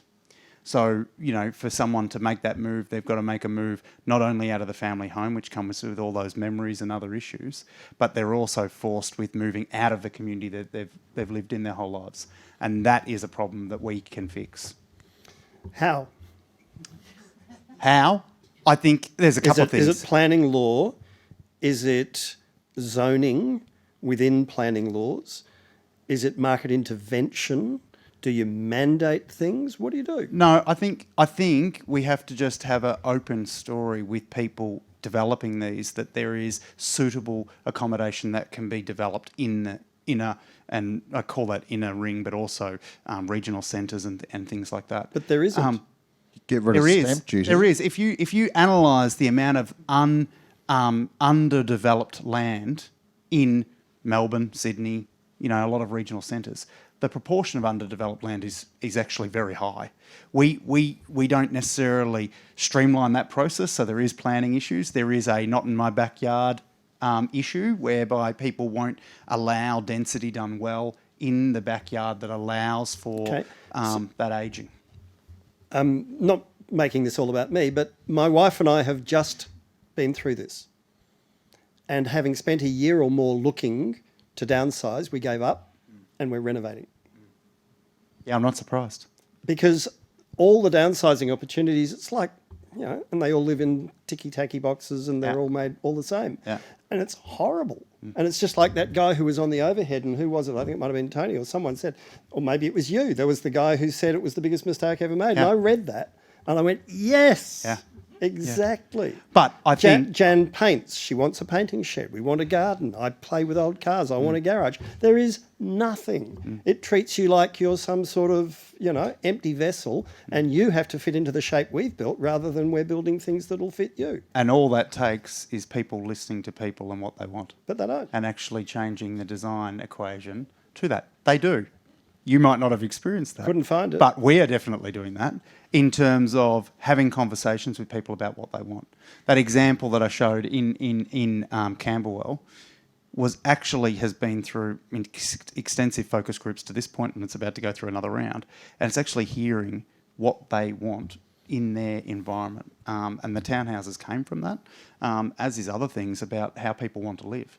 And if we can start to listen to people and design for how people want to live, what will happen is they'll become attractive options. Now, I'm not saying that every developer, every client's going to do that, but as you start to get a few, it snowballs.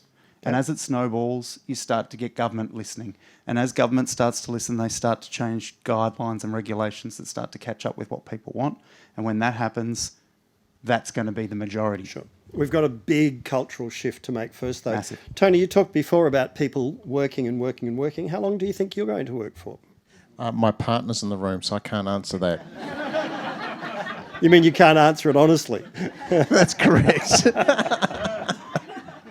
I would imagine, actually, it's a topical question because we're about to buy a townhouse that we can actually live and die in. And I think I'm going to have to work to 67, 68 just to help pay the damn mortgage off. But the idea of working and then stopping is pretty much... And I'd like to clarify, I use that on my graphs as a sort of heuristic device. But of course, the way that we retire now is completely different. It's graduated, it's episodic.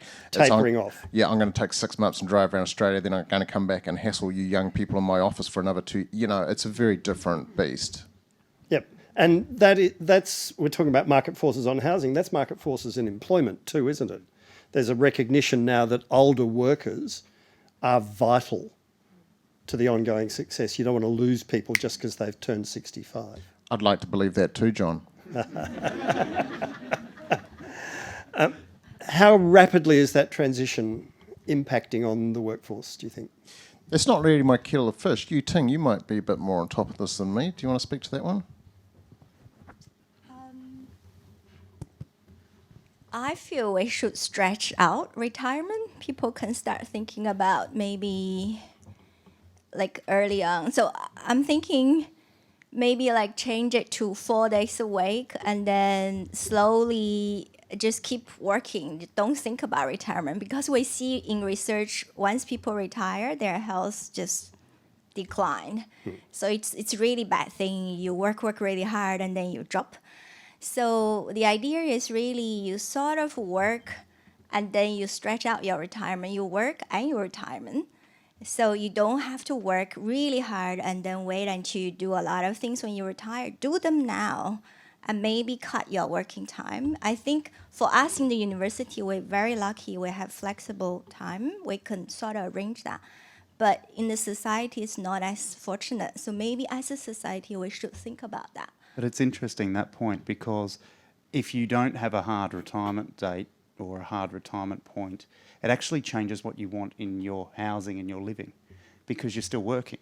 So these are the things that actually impact on what people want moving forward that we need to consider because it's not just a point in time and you're all of a sudden just happy lifestyle. Yeah. You know, you're actually working. You might need a space for that. You still need to study. Yeah. You're not available to be in the community every day. It changes the dynamic of places. So you need to understand that in designing them as well. Yep. Not everybody wants to join the bowls club on the day after their 65th birthday, no. Mark, the law is one of the biggest hurdles in all of this because the law, as we know, is very reactive and it takes ages to catch up with social change. So apart from just voluntary assisted dying and the like, do we need to have, I don't know, a law reform commission inquiry or something into the different barriers in the legal system and the legal culture to entering into this transition? I mean, apart from anything else, judges are a classic. There's a statutory age of senility for judges. Well, it's what it's jokingly referred to. They're 72 and they have to retire. And the judges call it the statutory age of senility because you're suddenly no longer capable of being a judge after 72. So the short answer is yes. But the longer answer is I think I'm the only cynic on the panel. So, because I think we're doing okay, but we're not doing very well. We could do a lot better. So all our laws that intersect with mortality, with dying, death, and the dead are woeful compared to some overseas countries. We can do a lot better on this. I'll give you an instance, an example here. And I think, you know, some of the panelists mention things and they will say things and they'll forget. They won't really say about the last couple of years of life. So some people will say, oh, well, they lived a really great life, but then the last couple of years, there was a decline. But what they won't talk about is the legal intersection with that. So they won't talk about, well, maybe we really wanted to approach voluntary assisted dying, but we never talked about it amongst ourselves. And we never wanted to broach it because we felt it was a bit of a taboo. I didn't want to pressure someone into that or that sort of thing. Or maybe they'll say, afterwards, it took me about 5 years to close their bank accounts, or I had trouble accessing the superannuation benefits, or I had no idea how to register a death. Or, you know, that lawyer, like, cost me so many thousands of dollars to get some clarity on the will. Or my father really wanted to be buried in that cemetery, but my sister really disagreed with that, and we didn't want to bring lawyers into this, and so we didn't know what to do, and so I just let her cremate him. There's so many areas, and the question is, and I think there needs to be more research about this, why aren't people talking about it? Because, I'm going to suggest something, we are talking about death all the time. We see it on the news all the time. We watch films about death all the time. So it's everywhere, but for some reason we just can't have that conversation about our own mortality or the mortality associated with our friends and families. We don't have conversations at dinner time. I'm guilty of this myself. I only got a will about 2 years ago. Well, most lawyers are the highest occupational group that die without a will. Yeah. It's true. Intestacy amongst lawyers is notorious. Yeah. I think this inspired me because it showed the everyday life of your average lawyer who is dealing with just wills and probate in a suburban firm. Can I ask Mark a question? So like Warwick, my father's got dementia. He's a vet. He's hidden somewhere in the house some drugs to euthanize himself, but he's going to forget where they are before he needs them. Mark, what do you think? I think this is a major societal challenge in the next 10 to 20 years, is how do we do assisted dying for people with dementia? Should we?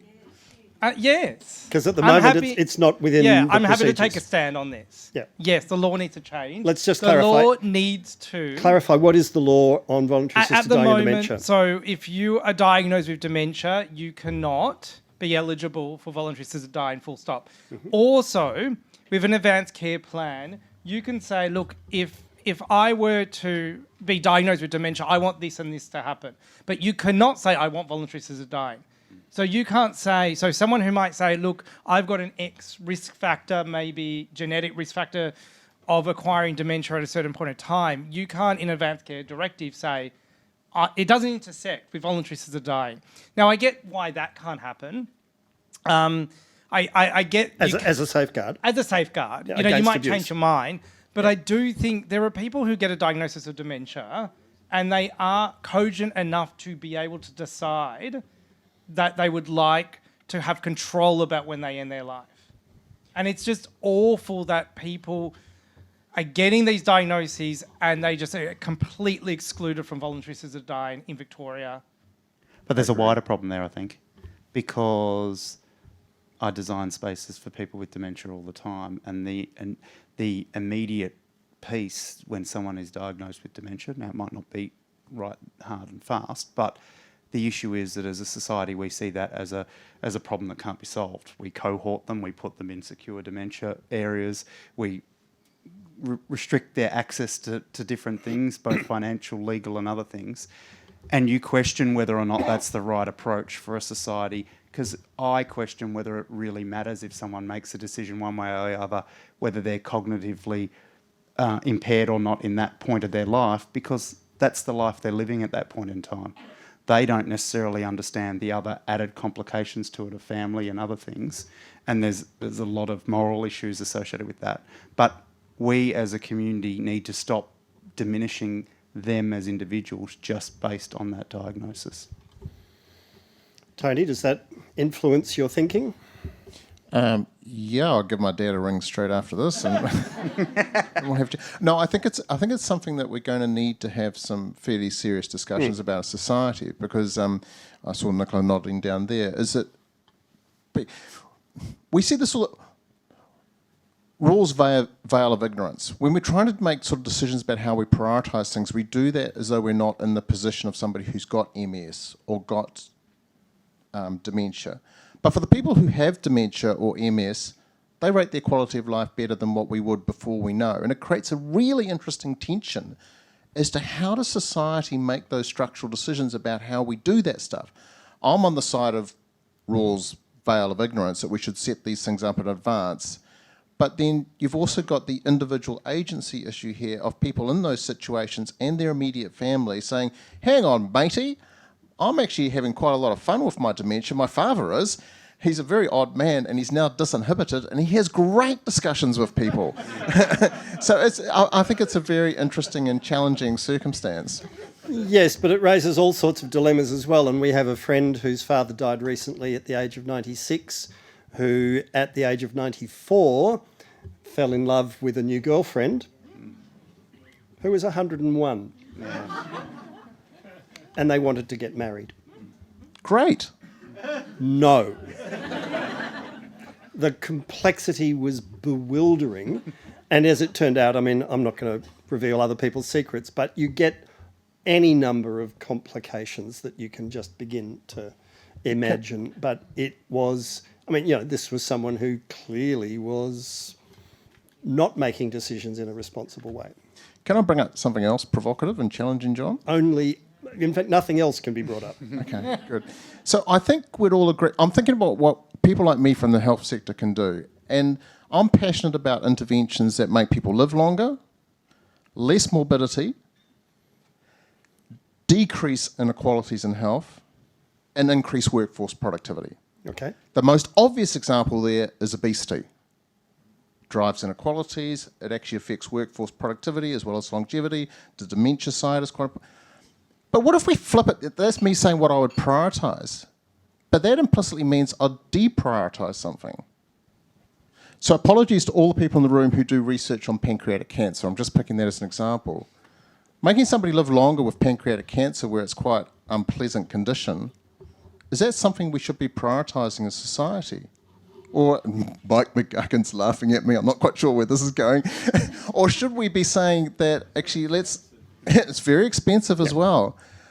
I don't know what to do about that. I find that really, really challenging to society is how we prioritise. But we don't even talk about it.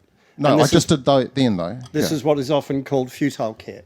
So the statistic before that 10% of the health budget is spent on the last, how many? Last year. The last year of someone's life. Is that more important to prolong someone's life for a year than all the other things in the healthcare system that can't get funded because of that? These are really pressing and important And that issues. comes back to Mark's issue about empowering those discussions. Yep. So if somebody has a pancreatic cancer, they do have the choice to do that. And if they do want to live another 2 months longer because they want to see their daughter get married, you get my point. Is that? But if they say, no, time's up, Yep.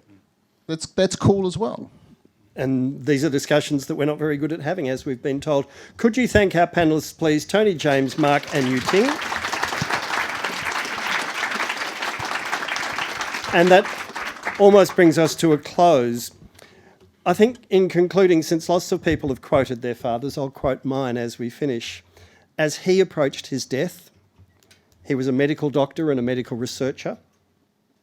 The doctors treating him as he was dying were students of his when he'd been teaching. And he turned to one of them who had suggested an operation at the age of 94. And he said, I don't want it.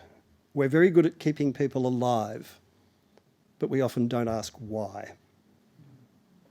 And leave me alone. And I struggle to say that without bursting into tears. It wasn't that long ago. It's been a fascinating session this evening, and that is all strength to the hand of Ed Hovey, who puts these programs together. Could you thank all the panellists again? I wish you all a good evening, and thank you for coming.